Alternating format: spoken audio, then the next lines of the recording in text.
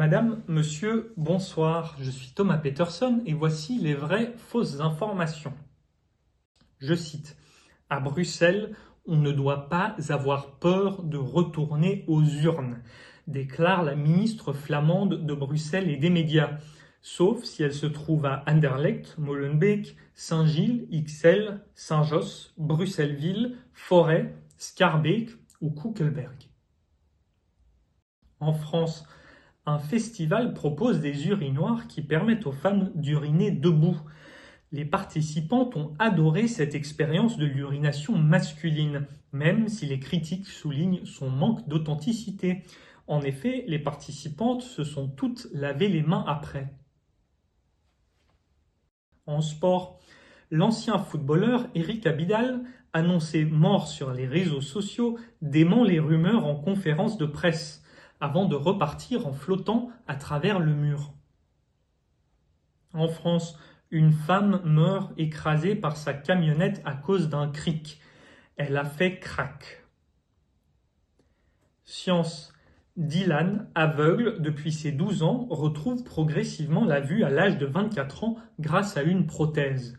Je cite, « Je commence à voir mon visage, c'est incroyable », déclare-t-il dans ce qui serait un moment réjouissant si Dylan n'était pas effroyablement moche. En Belgique, pour faire fuir les gens du voyage toujours présents sur son terrain à Boussu, un agriculteur fait appel à son taureau qui présente un atout de taille pour aller à la rencontre des gens du voyage. Il ne possède pas de portefeuille.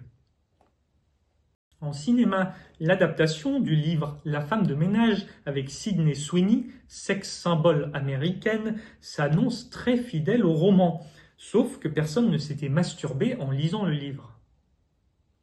En Belgique, en plein conseil communal à Wavre, un élu s'emporte face aux critiques. Je cite, « Non, je ne reçois pas d'instructions de mon épouse ». Il finit tout de même par concéder que c'est bien elle qui a choisi sa chemise. Belgique toujours. Un hôpital développe une méthode unique pour aider à dépister le cancer de la prostate. Mettre 2 doigts. Et pour finir, en France, un homme armé d'une machette est abattu par la police près d'une école dans le Var. D'après les premiers éléments de l'enquête, il s'agirait d'une énième bavure policière. La victime était en réalité l'instituteur responsable de l'atelier d'éveil au maniement de la machette. Je suis Thomas Peterson et c'était les vraies fausses informations. Merci pour votre fidélité et à très bientôt.